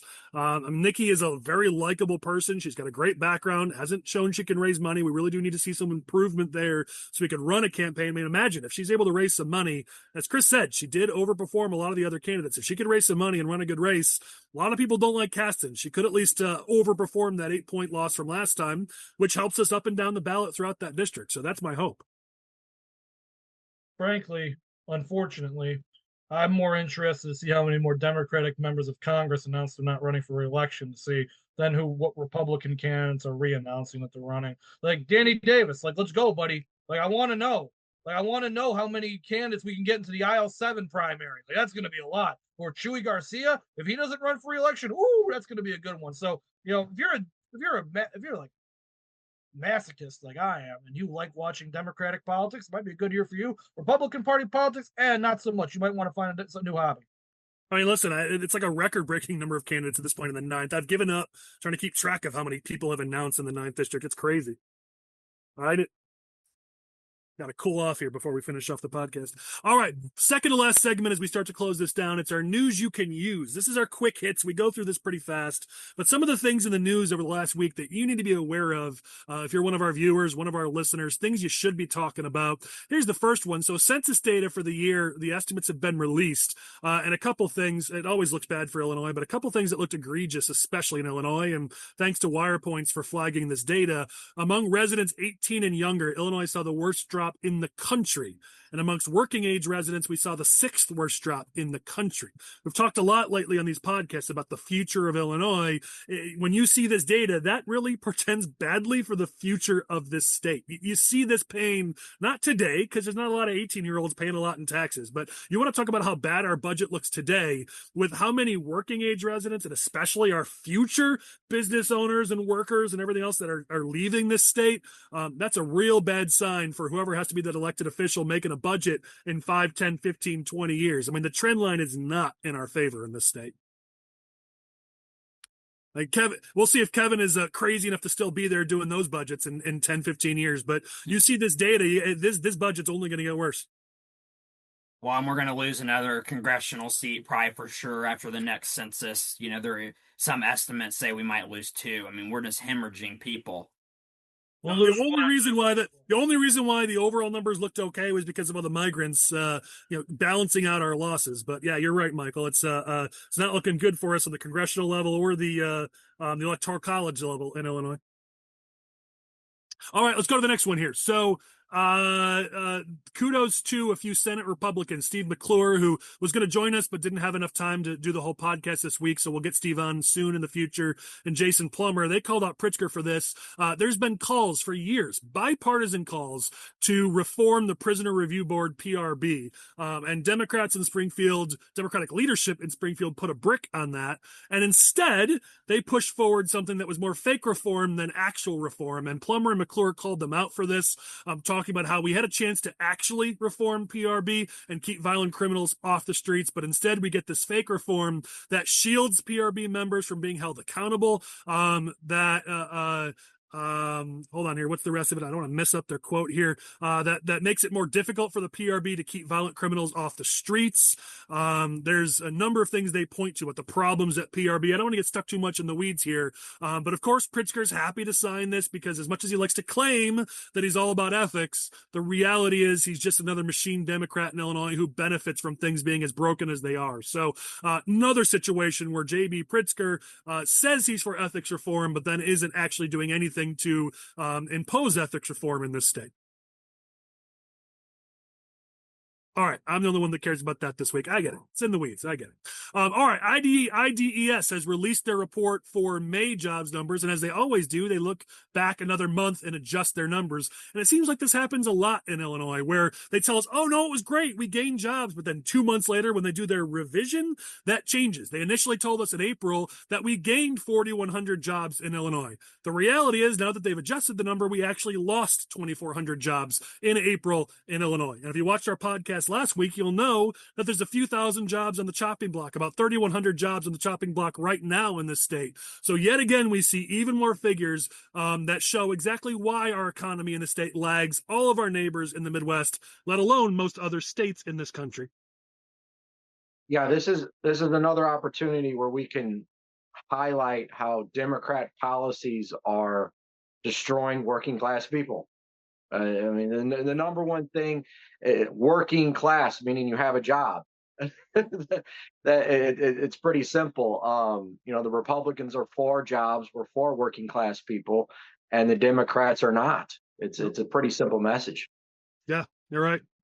Next one here. So JB Pritzker likes to tout our numbers here from Illinois in the film space and how the tax credit is really working. And yet it came out this week that independent filmmakers and production companies, they're cutting projects, they're cutting their budgets because Pritzker's Illinois Film Office is basically screwing over indie filmmakers in this state, making it impossible for them to get their approval for their tax credits. It used to take 3 months. Now it takes 22 months to get approval. So every time Pritzker, and again, even in this article that I'm looking at right now in WBEZ, it was yet again Governor Gaslight. We've done so great on this. That's it. Nothing like, oh, hey, you know what? That's interesting. That's a problem. Let me go fix that. Let me go do something about that. But Governor Pritzker doesn't ever take responsibility. And so here we go. You've got independent production companies, filmmakers who are saying actively and openly that they're talking with officials from other states and talking about moving production out of Illinois because the tax credit, for whatever reason, in the last year and a half, basically as Pritzker has focused on his run for president, instead of focusing on doing his job as governor, they're not able to get the approval they need in order to actually use this credit to pursue their path.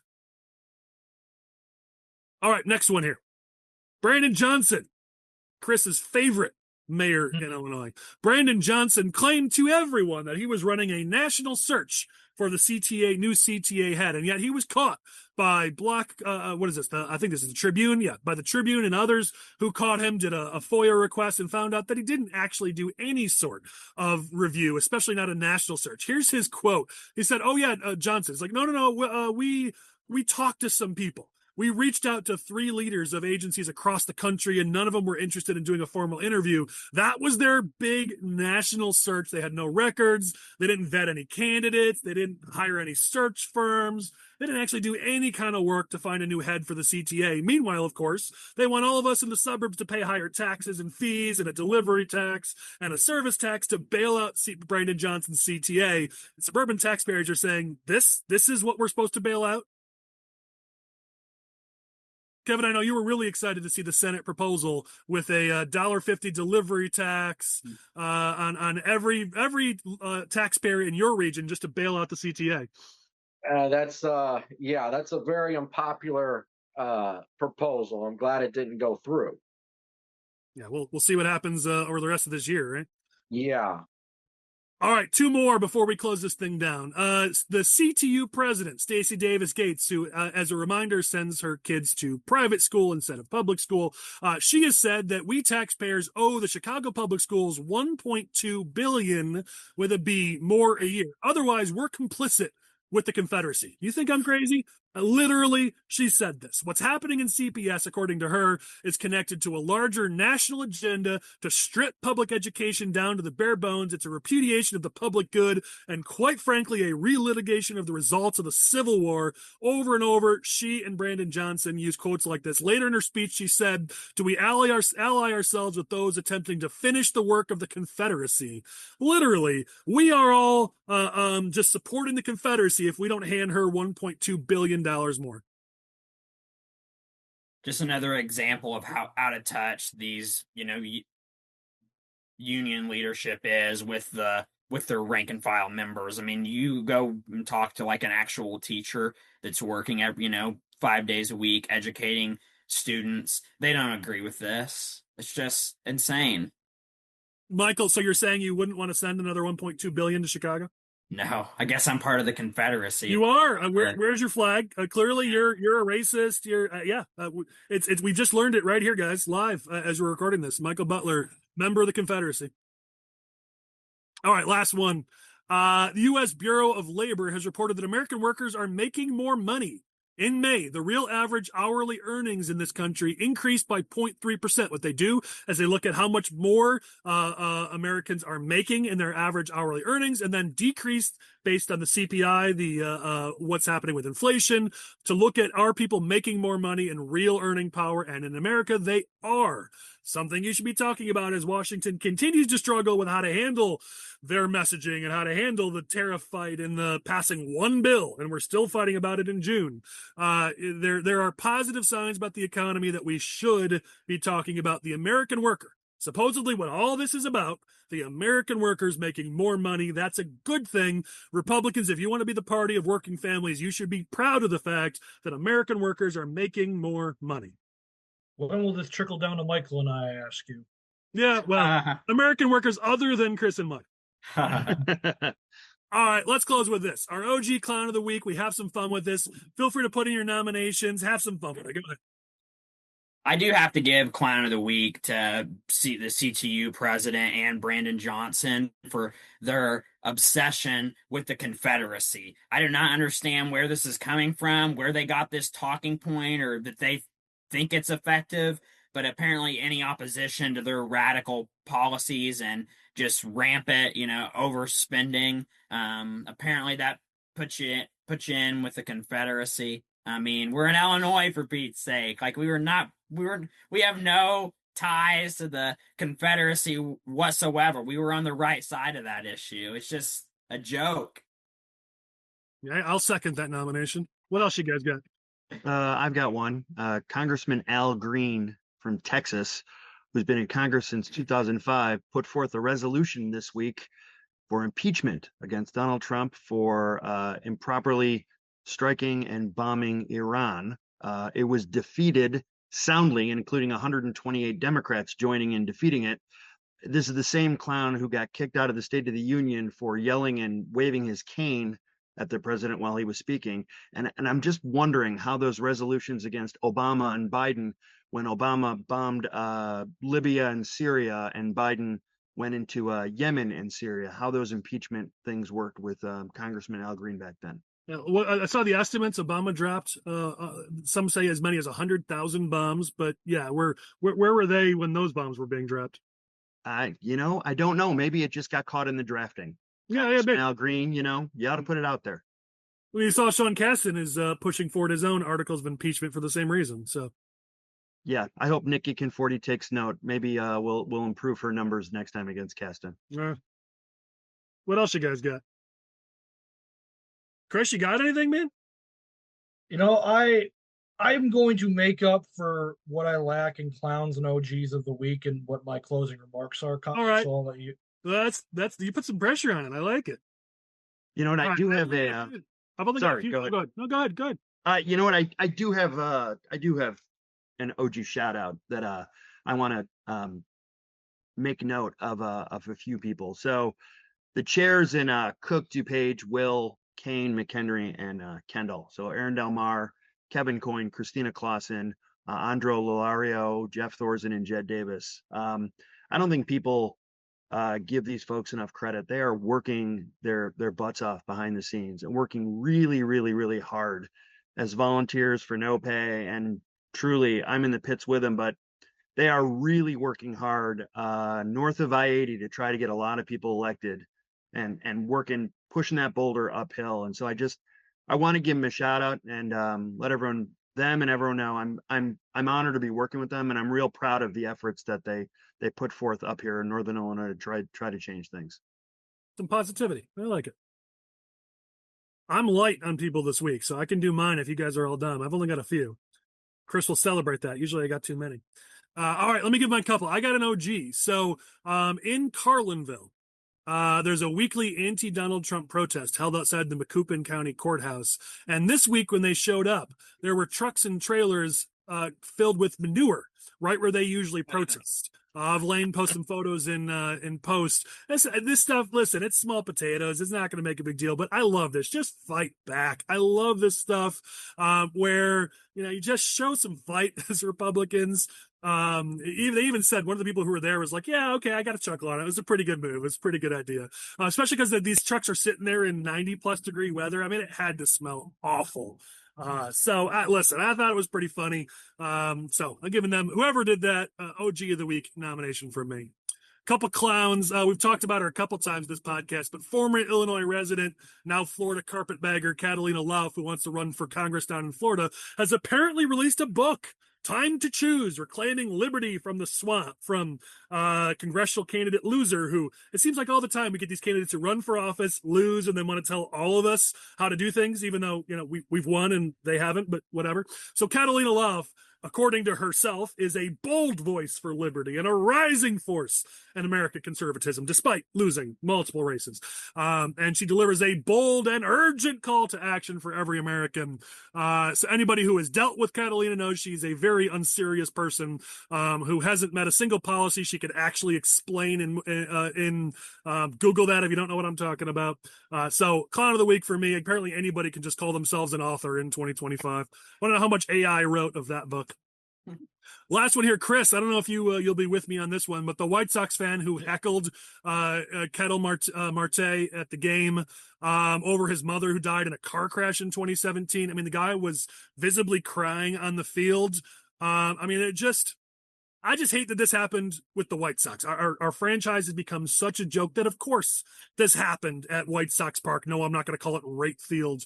I'm sick and tired of how much of a laughingstock our organization has become. And of course, it was one of our fans who pulled crap like this. Yes, the fan was banned for life. Good. I'm glad they did something about it. But of course, this happened at a White Sox game. I'm just sick and tired of what a joke my team has become.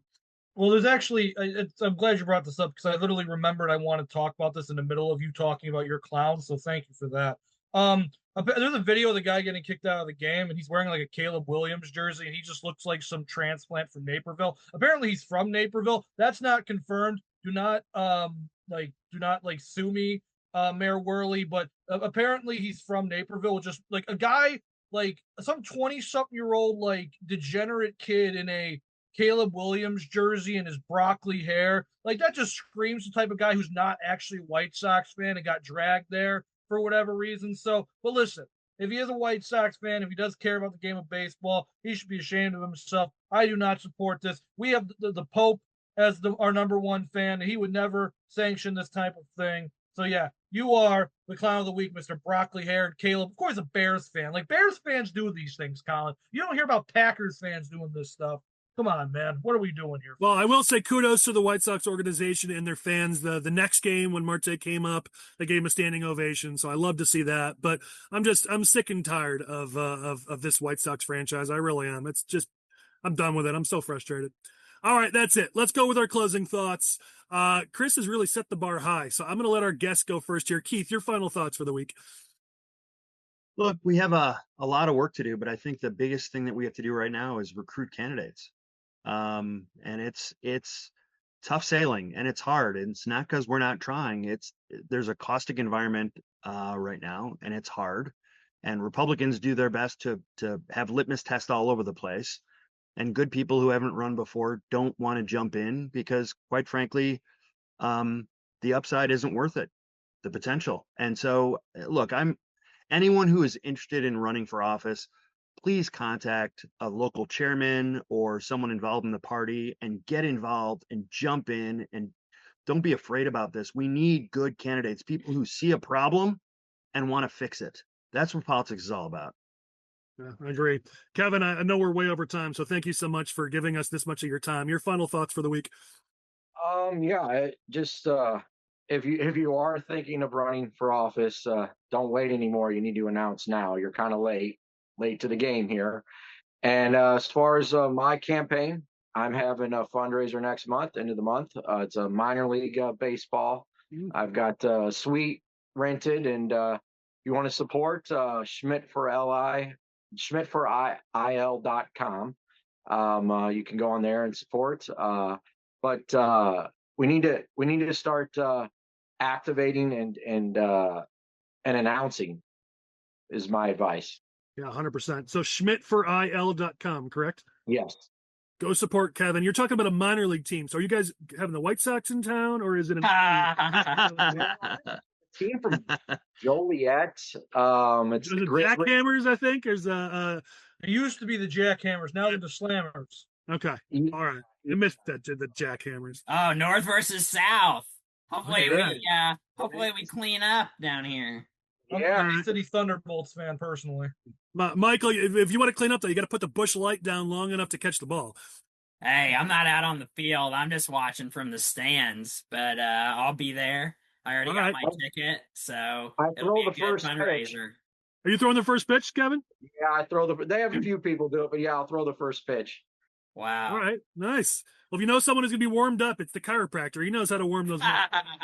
I'll do a better job than Fauci. I'll actually get it to the catcher. No, I want to see Michael. I want to see video of how he does. I want to see proof. All right, we'll make that happen. All right, Butler, your final thoughts.